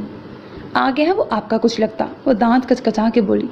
ہاں تو اندر بلا لو، میں بھی مل لوں گی اس سے، کتنے دنوں سے میں نے اپنے بچے کو نہیں دیکھا۔ مریم کے محبت بھرے لہجے پر وہ سر سے پاؤں تک جل کے رہ گئی۔ ایسا نہ کریں، آپ بھی ساتھ ہی چلیں، بچے سے اچھی طرح مل لینا، فاتنہ نے چڑ کے کہا۔ تو بکواس بند کر لے اپنی، مریم اسے ڈپٹتے ہوئے بولی۔ جاؤں یا بچے کو اندر بلا کر دم لیں گی؟ فاتنہ پھر سے بولی۔ سبطین اتنی دیر میں باہر جا چکے تھے، انہیں ڈر تھا کہ اگر مریم باہر کی جانب چلی گئیں اور گاڑی میں باقی سب کو دیکھ لیا تو ان کا سارا پلان خراب کر دیں گی۔ جس تیزی سے تیری زبان چلتی ہے مجھے ڈر ہے فاتح، جس دن تیری رخصتی ہونی ہے اس دن بھی تو جوتی کھا کے ہی رخصت ہوگی۔ مریم اس کی باتوں پر سر پکڑے بیٹھی تھی۔ اندر آتا دریاب مسکراہٹ چھپائے مریم کے سامنے آ کر سلام کرتا ہوا جھکا، مگر جس انداز سے اس نے فاتنہ کو ایک نظر دیکھا وہ جان گئی کہ مریم کے اعلیٰ خیالات سن چکا ہے۔ چلیں، یہ ہے آپ کا بیگ۔ اس نے ایک نظر پھر سے خاموش بیٹھی فاتنہ کو دیکھا جس نے اس کے سلام کا جواب نہیں دیا تھا، اور مریم کا دل کیا ابھی کے ابھی جوتی سے اس کی توازے کر دے۔ بچے سلام کیا ہے تجھے؟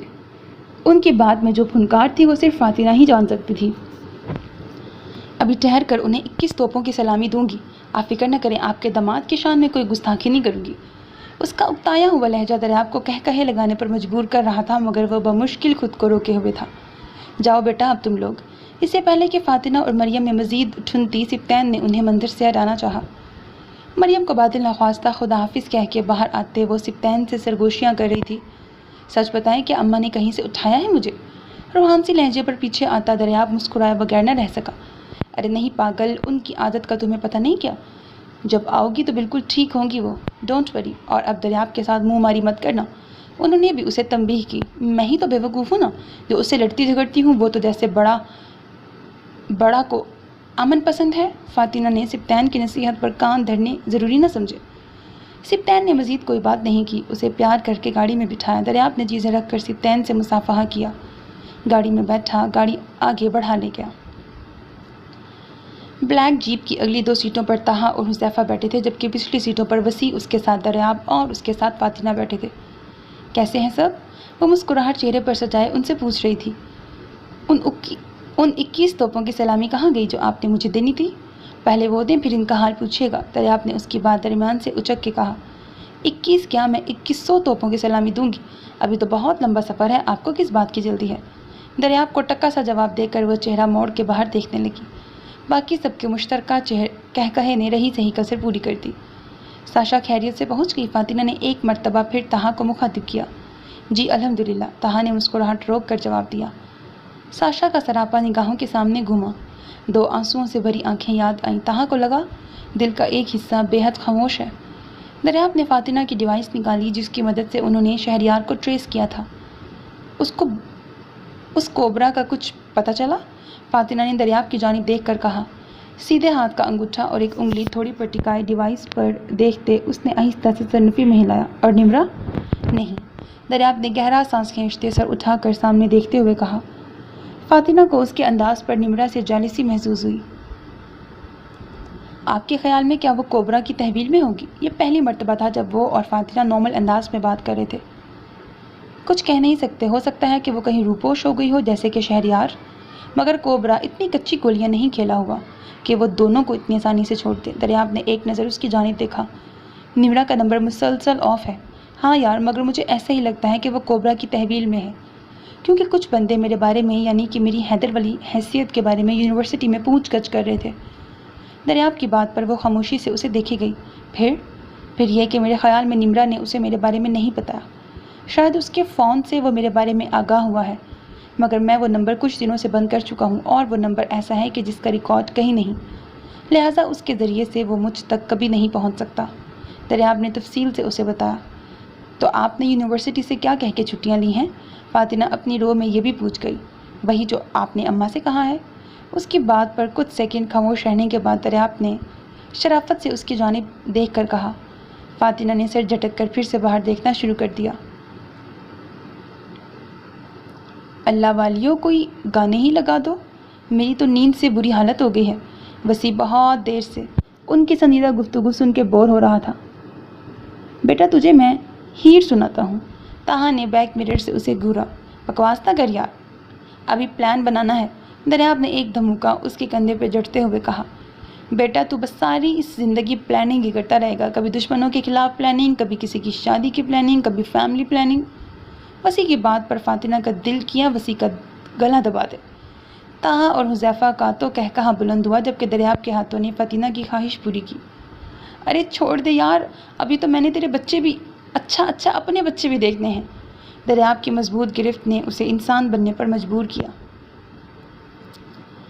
لاہور سے وہ سیدھا پہلے اسلام آباد پہنچے۔ یہاں پہلے سے دریافت نے ایک میس میں کچھ دیر ٹھہرنے کا انتظام کیا ہوا تھا۔ مسلسل ڈرائیو مشکل ہو جانی تھی، کیونکہ جس جگہ شہریار ٹھہرا تھا اس تک پہنچنے میں بھی انہیں بہت سے اونچے نیچے راستوں سے گزرنا تھا، لہٰذا انہوں نے یہی بہتر سمجھا کہ کچھ دیر یہاں پر ریسٹ کر لیا جائے۔ عام طور پر لوگ کم سے کم بھی 4 گھنٹوں میں لاہور سے اسلام آباد پہنچتے ہیں، لیکن تاہا انہیں 3 گھنٹوں میں لاہور سے اسلام آباد لے آیا تھا۔ میس کے اندر گاڑی لے جا کر وہ سب جیپ سے نیچے اترے۔ 6:30 بجے کا وقت ہو رہا تھا۔ وہاں کے کچھ جوان پہلے سے ہی ان کے انتظار میں تھے۔ ان کے اترتے ہی وہ الرٹ ہوئے۔ دریافت کو دیکھتے ہی انہوں نے سلوٹ کیا۔ یا اللہ، یہاں بھی لوگ اسے جانتے ہیں۔ فاطمہ سب دیکھ کر حیران ہوئی۔ ان کی رہنمائی کرتے ہوئے وہ انہیں کچھ کمروں کی طرف لے گئے جہاں وہ بآسانی کچھ دیر گزار سکتے تھے۔ ان سب نے وضو کر کے سب سے پہلے نماز ادا کی۔ ایک کمرے میں وسیع، تاہا اور حذیفہ تھے، جبکہ دوسرے کمرے میں دریافت فاطمہ کو چھوڑ کر واپس انہی سب کے پاس آ گیا۔ نماز سے جو ہی وہ لوگ فارغ ہوئے، بہترین ناشتہ ان کے لیے آ چکا تھا۔ دریافت فاطمہ کے کمرے کی جانب گیا، دروازہ نوک کیا، اجازت ملنے پر اندر سر کیا۔ فاطمہ بیڈ پر ٹانگیں لمبی کر کے بیٹھی ہوئی تھی۔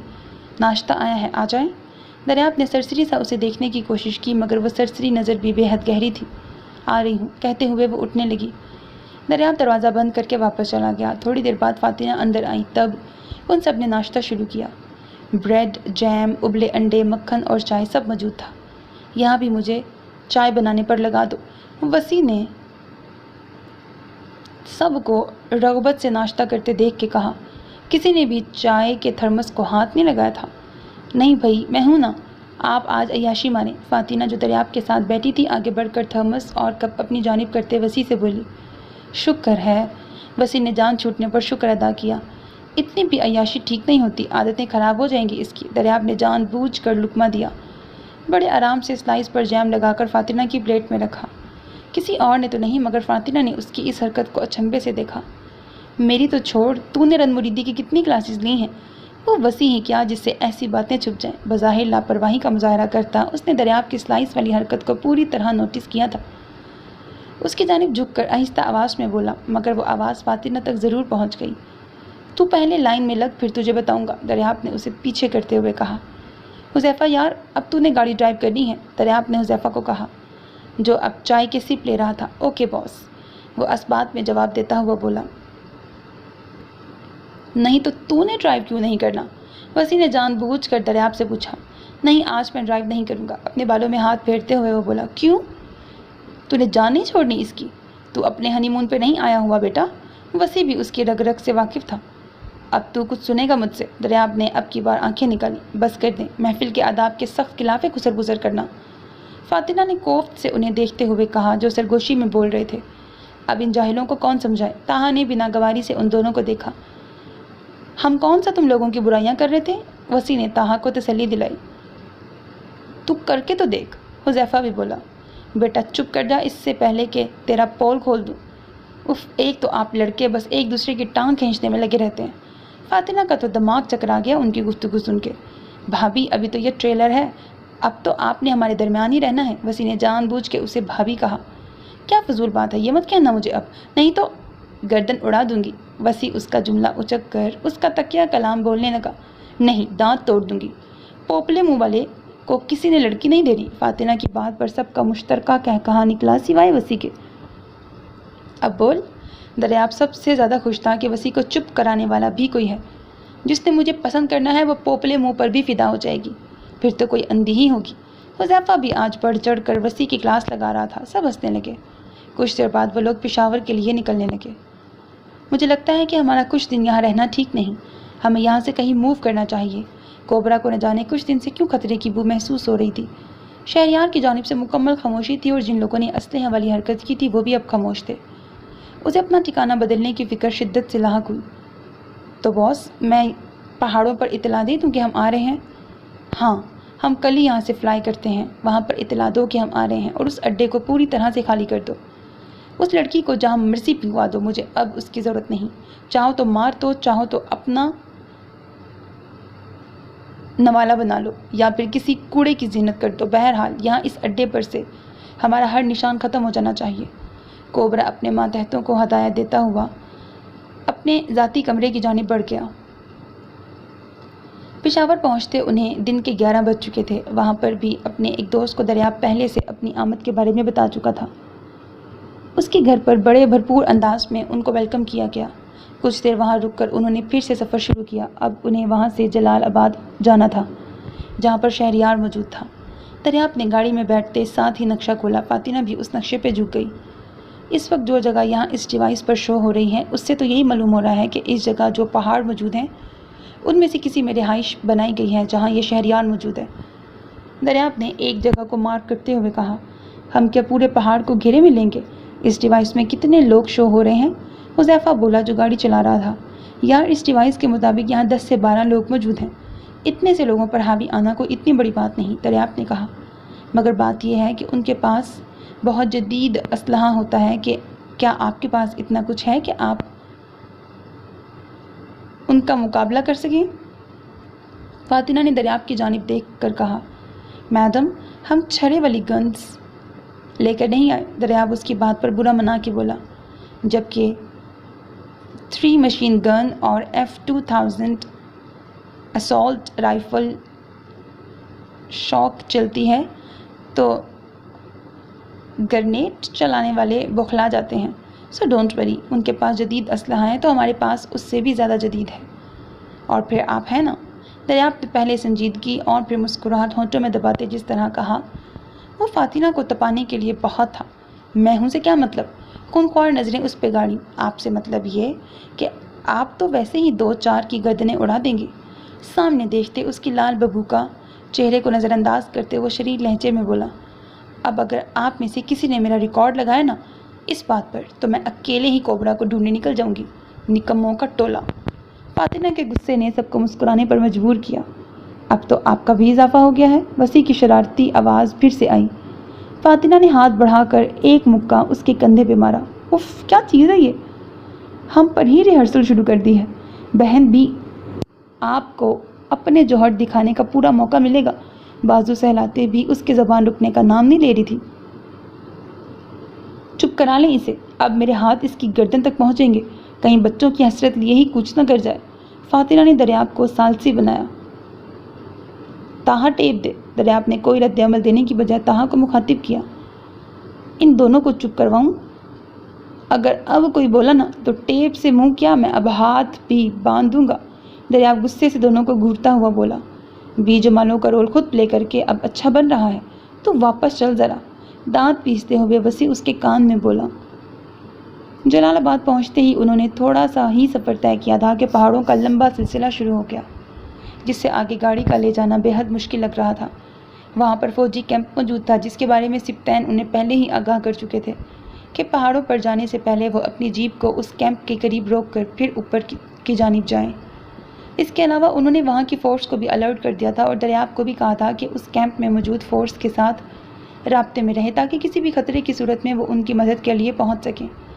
دریافت نے ان سب کو ضروری سامان اپنے ساتھ رکھنے کا کہا، جس میں بیگس تھے، کچھ کھانے پینے کا سامان، پانی کی بوتلیں، فرسٹ ایڈ کا سامان اور بہت سی گنز اور حتیٰ کہ بامبس وغیرہ ساتھ رکھے، کچھ آنسو گیس کے اور کچھ ٹائم بامبس۔ پہاڑ کی چوٹی پر چڑھنے سے پہلے دریافت نے ان سب کی جانب دیکھا۔ ابھی بھی آپ میں سے کوئی ایسا جو یہ سمجھتا ہو کہ وہ اس مشن کے لیے اہل نہیں، یا پھر پکڑے جانے یا مارے جانے کا خوف ہو، تو وہ وہیں سے واپس جا سکتا ہے۔ اس وقت وہ ان کا دوست نہیں، صرف لیڈر تھا۔ سب نے یک زبان ہو کر نہیں کہا۔ اور آپ؟ اب اس کا رخ فاتنہ کی جانب تھا۔ یہ پہلا مشن تھا جس میں وہ کسی لڑکی کو بھی لیڈ کر رہا تھا، اور وہ لڑکی بھی کوئی اور نہیں، اس کی اپنی بیوی۔ مگر اس وقت ان سب کا آپ سے رشتہ صرف اس ملک کے جانصاروں کا تھا۔ باقی سب حقیقتیں اور رشتے اس وقت ان کے لیے بے معنی تھے۔ میں نے بہت عرصہ پہلے یہ تہیہ کیا تھا کہ میرے جسم کا ایک ایک حصہ، حتیٰ کہ میری سانس بھی، ان آزاد فضاؤں کی مقروض ہے۔ جب اس مٹی کو ضرورت ہوئی، میں وہ قرض پوری جانفشانی سے لوٹاؤں گی۔ فاتنہ کے لہجے کی سچائی کا تو اب وہ بھی قائل ہو گیا تھا۔ کچھ تو تھا اس لڑکی سے جڑا جس نے اسے عام لڑکیوں سے ہٹا کر اتنا نڈر بنا دیا تھا۔ اس سب نے فضاؤں میں اللہ اکبر کا نعرہ بلند کیا اور آگے پیچھے پہاڑوں پر چل دیے۔ ان سب کی کوشش یہی تھی کہ فاتنہ کو درمیان میں رکھا جائے۔ آخر میں کتنے دن یہاں رہوں گا؟ یہ نہ ہو کہ تم لوگوں سے مدد لینے کے چکر میں جو بچ کر یہاں آیا ہوں، اتنا ڈیلے ہونے پر کوبرا کے ہاتھ لگی جاؤں۔ شہریار کو اپنے دوست کے ہاں جلال آباد میں ان اونچے اونچے پہاڑوں کے درمیان رہتے 4 دن سے زائد ہو چکے تھے، مگر کوئی ایسا حساب نہیں بن پا رہا تھا کہ وہ اسے وہاں سے بارڈر کراس کروا کر کابل کی طرف نکلوا دیتے۔ یار، تمہیں بتایا بھی تھا کہ آج کل بارڈر پر بہت سخت چیکنگ شروع ہو چکی ہے۔ ذرا سی بھی گڑبڑ نظر آتی ہے تو فوجی سیکنڈ کی دیر لگائے بغیر ایسی جگہ پہنچاتے ہیں جہاں کوئی ہمارا نشان بھی نہیں ڈھونڈ سکے گا۔ تم کیوں پریشان ہو؟ ہمارے پاس تم محفوظ ہو، بالکل کوئی تمہارے گھر تک نہیں پہنچ سکتا۔ ان پہاڑوں کی ساخت اس انداز میں بنی ہوئی ہے کہ کسی کو گمان تک نہیں ہو سکتا کہ کسی بھی پہاڑ کے اندر کوئی رہائشی جگہ بنائی ہوئی ہے۔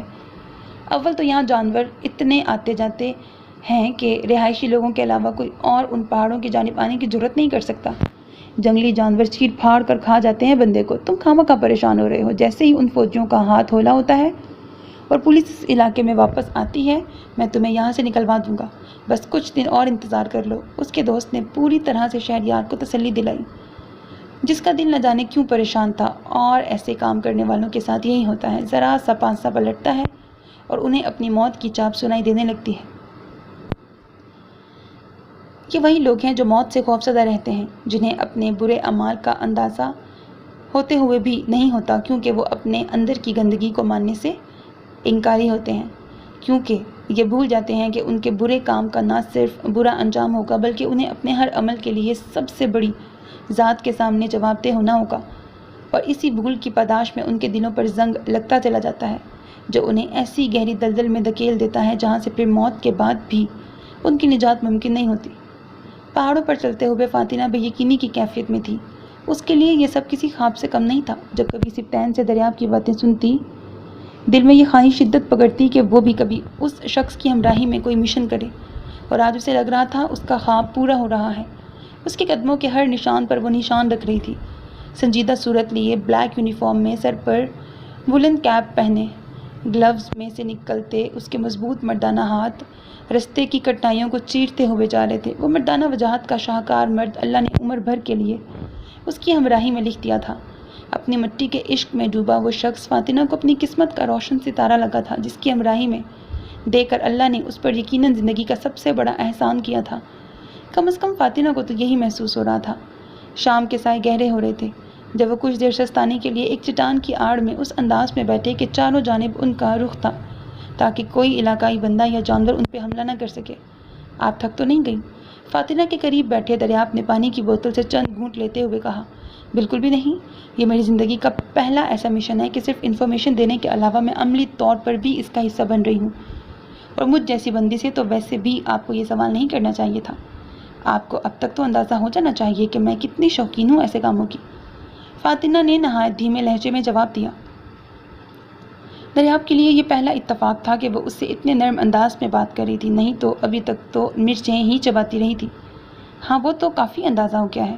ابھی وہ بات کر ہی رہے تھے کہ موسم جو کافی دیر سے خراب ہو رہا تھا آخر کار طوفانی بارش کی صورت میں برس پڑا۔ وہ سب پہاڑ کی اور میں ہو گئے۔ پہاڑ چھوٹا سا غار نما تھا کہ جس میں وہ سب آسانی سے بیٹھ گئے، بارش سے بھی بچ گئے۔ اب کیا کریں؟ حذیفہ نے تشویش سے کہا۔ ابھی کچھ دیر انتظار کرتے ہیں کیونکہ ان پتھروں پر بارش کی وجہ سے بہت پھسلن ہو جاتی ہے۔ ہمارا چلنا اور توازن برقرار رکھنا بہت مشکل ہو جائے گا، اور ویسے بھی ان لوگوں کی نقل و حرکت سے ایسا معلوم نہیں ہو رہا کہ وہ لوگ یہاں سے کہیں نکل بھاگیں گے۔ دریاب نے بارش کی بوچھاڑ کو دیکھتے ہوئے کہا۔ سب نے موٹی جیکٹس اور سویٹرز پہن رکھے تھے جس کے سبب وہ بارش کے ساتھ چلنے والی ٹھنڈی ہوا کی ٹھنڈک سے محفوظ تھے۔ رات تک بارش کی رفتار میں کمی نہیں آئی، جس کی وجہ سے انہوں نے یہی پلان کیا کہ بارش رات میں جب بھی رکے گی وہ کچھ دیر بعد چل پڑیں گے۔ تھوڑی دیر ریسٹ لے لو، جب بارش رکے گی میں اٹھا دوں گا۔ دریاب نے اپنے مخصوص گمبھیر لہجے میں ان سب کو مخاطب کیا۔ فاطمہ کو وہ کہیں سے اسے چڑھانے والا دریاب نہیں لگ رہا تھا۔ آج اسے دریاب میں وہی جھلک نظر آ رہی تھی تو اس کے ذہن میں دریاب کو دیکھے بنا اس کا خاکہ بنتے ہوئے بنتی تھی۔ ان سب نے اسمات میں سر ہلایا۔ غار میں اتنی جگہ موجود تھی کہ وہ تینوں بآسانی تھوڑی جگہ پر لیٹ گئے۔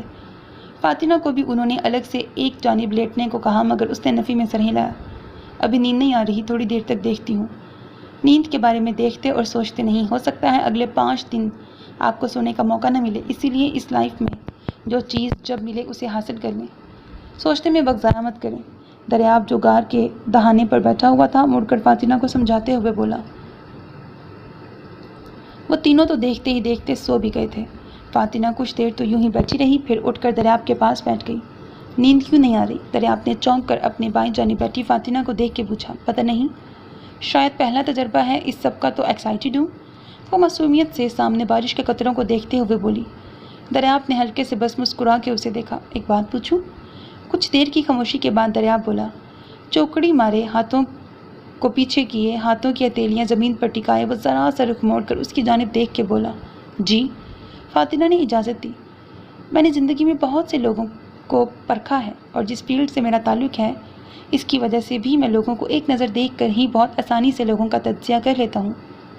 آپ ہمیشہ سے مجھے نڈر لگیں اور لڑکیوں میں ایسی خصوصیت کوئی عام سی بات نہیں، مگر مجھے ایسا کیوں لگتا ہے کہ اس فاطمہ کے پیچھے کوئی ایسے حالات ہیں جنہوں نے اسے اتنا بے خوف بنا دیا۔ لڑکیاں ہم لوگوں کو سراہتی ضرور ہیں مگر کوئی ہم جیسا بننے کی آرزو نہیں کرتا۔ کیا ہمارے تعلق میں اتنی گنجائش ہے کہ میں آپ کی شخصیت کے اس حصے کو جان سکوں جو آپ نے سب سے چھپا رکھا ہے؟ دریاب دھیمے انداز میں نہ جانے اس کے کن کن زخموں کو ادھیڑ گیا تھا، جبکہ سامنے فاطمہ کی جرت اور حوصلہ ختم تھا اس پر۔ ہاں، آپ کا اندازہ بالکل صحیح ہے۔ میں ہمیشہ سے ایسی نہیں تھی، نہ ہی مجھے ایجنٹس سے کوئی خاص لگاؤ تھا، مگر بابا اور میرے بھائی زکا کی وفات جس انداز سے ہوئی اس نے مجھے نڈر اور بے خوف بنا دیا۔ میرے بابا جج تھے، بہت کم عمری میں ان کی ذہانت اور قابلیت کے سبب انہیں یہ عہدہ مل گیا۔ میں نے زندگی میں بہت سے لوگ دیکھے ہیں جو یہ کہتے ہیں کہ ہم اللہ کے سوا کسی سے نہیں ڈرتے، مگر جب بات ان کے اپنے پیاروں پر آتی ہے تو وہ خوفزدہ بھی ہوتے ہیں اور اپنی قدروں سے پھر جانے والے بھی ہوتے ہیں۔ مگر بابا وہ واحد شخصیت ہیں جنہوں نے اپنی اولاد پر تکلیف آنے کے بعد بھی حق اور سچ کا ساتھ نہیں چھوڑا تھا۔ یہ تب کی بات ہے جب میں میٹرک میں تھی۔ بابا کسی کیس کو ڈیل کر رہے تھے جس میں کچھ دہشت گردوں کو پھانسی کی سزا سنانی تھی اور بابا پر حکومت کے لوگ پریشر ڈال رہے تھے کہ ان کی عمر قید کی سزا سنا دے مگر پھانسی کی نہیں۔ میرے بابا نے کسی کو بھی خاطر میں لائے بغیر 1 ہفتے کے اندر اندر فیصلہ سنانا تھا۔ اس ہفتے کے شروع ہوتے ہی جب بابا دھمکیوں سے نہیں مانے تب میری گاڑی پر فائرنگ ہوئی۔ میں اس وقت ڈرائیور کے ساتھ اسکول سے گھر واپس آ رہی تھی۔ ان لوگوں کا مقصد مجھے مارنا نہیں تھا، بس بابا کو دھمکانا تھا۔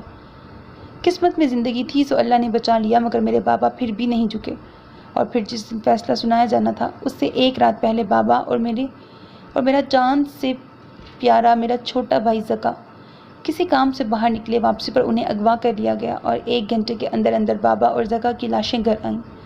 بابا کے سینے پر گولیاں ماری گئی تھی جبکہ میرے بھائی فاطمہ نے رک کر گہرا گہرا سانس خارج کیا۔ اس کے سینے پر خنجروں سے بے دردی سے وار کیے گئے تھے۔ اماں کو تو آج تک اس بات کا نہیں پتا، کیونکہ جب چاچو اسے گھر لائے تھے تب انہوں نے پوری طرح اسے کپڑے میں لپیٹا ہوا تھا، مگر میں ان کی باتیں سن چکی تھی۔ ان دونوں کے چلے جانے کے بعد مجھے لگا میں پاگل ہو جاؤں گی۔ زکا کا معصوم چہرہ بار بار میری نظروں کے سامنے آتا۔ کس بے دردی سے ان وحشیوں نے میرے معصوم بھائی کو مارا ہوگا، اس نے کتنی تکلیف سہی ہوگی۔ بس یہ خیال دن رات مجھے چین نہیں لینے دیتا تھا۔ میری حالت اتنی بری ہو گئی تھی کہ مجھے فٹس تک پڑنے لگ گئے تھے۔ میں سارا دن زکا کے کمرے میں بیٹھ کر اس کی ایک ایک چیز کو ہاتھوں میں لے کر بس روتی رہتی۔ اور پھر وہ آخری رات، اس رات میں بہت روئی۔ میں نے اللہ سے بہت دعائیں مانگی کہ وہ مجھے کسی طرح صبر اور سکون دے دے۔ مجھے لگتا تھا کہ اگر میری یہی حالت رہی تو میرا دل کسی دن پھٹ جائے گا۔ اس رات میں جائے نماز پر بیٹھ کر روتے روتے اللہ سے دعائیں کرتے کرتے سو گئی، اور پھر خواب میں مجھے زکا نے ایک شرٹ پکڑائی، بالکل ویسی ہی جیسی آج ہم نے پہن رکھی ہے، سیکرٹ ایجنٹس کی مخصوص شرٹ۔ میں وہ الفاظ ساری زندگی نہیں بھول سکتی جو وہ شرٹ دیتے وقت زکا نے مجھے کہے تھے۔ آپی، اس ملک میں ایک زکا نہیں تھا، میرے جیسے بہت سے زکا ہیں جنہیں تمہاری ضرورت ہے، بس تم یہ پہن کر ان دشمنوں کے آگے ڈٹ جاؤ اور ان سب کو بچا لو۔ جب میری آنکھ کھلی تو بس ایک ہی عزم تھا میرے اندر کہ مجھے سیکرٹ ایجنٹ بننا ہے۔ پھر اگلے دن چاچو سے ایک لمبی بحث ہوئی۔ ان کے نزدیک میں اس جاب کی سختیوں کو برداشت کرنے کے قابل نہیں تھی۔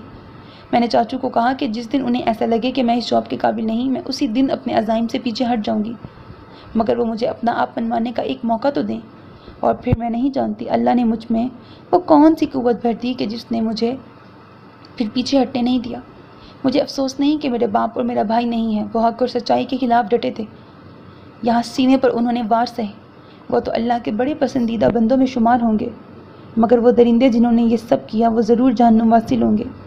میں کیوں نہ ایسے لوگوں کے خلاف کھڑی ہوتی جنہوں نے ہمارے گھر کو ان وحشی اور درندوں کے لیے اجاڑا جنہیں انسان تک کہنا انسانیت کی تذلیل ہے۔ یہ لوگ صرف درندے ہیں، میں تو ان کو جانور بھی نہیں کہوں گی کہ جانوروں کو بھی درد اور تکلیف محسوس ہوتی ہے، لیکن یہ وہ درندے ہیں جن کے دماغ صرف لوگوں کو اذیت دے کے خوش ہوتے ہیں۔ بس میں جہاں جہاں مجھ سے ممکن ہو سکا انہیں ختم کروں گی۔ فاطمہ بولتی چلی گئی۔ آخر میں آنکھوں میں ٹھہرنے والے قطرے کو اس نے آہستگی سے انگلی کی پوٹ سے صاف کیا۔ دریاب دنگ تھا اس باہمت لڑکی کو دیکھ کر۔ وہ خود پر بیتے جانے والی داستان کو اس قدر ہمت سے سنا رہی تھی جسے صرف سن کر ہی دریاب کے رونگٹے کھڑے ہو گئے تھے۔ اپنے پیاروں کی تکلیف اور اذیت میں دیکھنا بہت مشکل ہے، اور پھر اس طرح دریاب نے یکلخت ہاتھ بڑھا کر اسے اپنے بازو کے حصار میں لے کر اپنے ساتھ لگا لیا۔ اللہ نے اس کے لیے اس کی صاف نیتی اور زندگی کو اللہ کے حکم کے مطابق گزارنے کا انعام اس لڑکی کی صورت میں دے کر اسے مالا مال کر دیا تھا۔ ارے میں بہت ہمت والی ہوں، آپ پریشان نہ ہوں، ایموشنل ٹائپ کی بندی نہیں ہوں۔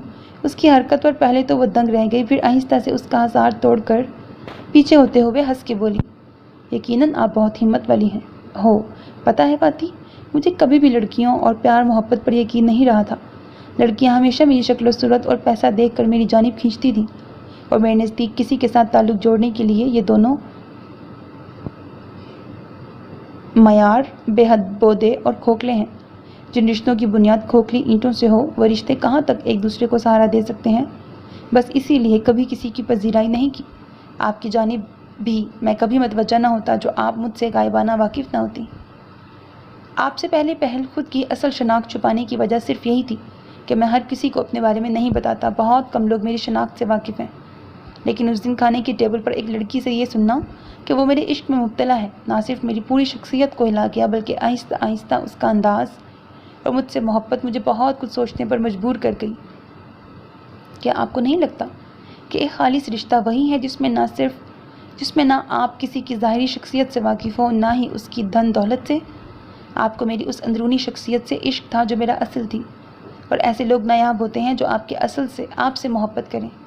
تو ایسے نایاب شخص کو میں کیسے گنوا دیتا؟ مجھے آپ کے عشق سے عشق ہو گیا، اور پھر اماں کے بیمار پڑنے سے ایک رات پہلے ہی میں نے سر سے آپ کو ہمیشہ کے لیے اپنی زندگی کو ایسے پاکیزہ ساتھی کے ساتھ سے سجائے رکھنے کی درخواست کی، اور اللہ نے بھی ہمیں ملانے کی ٹھان لی۔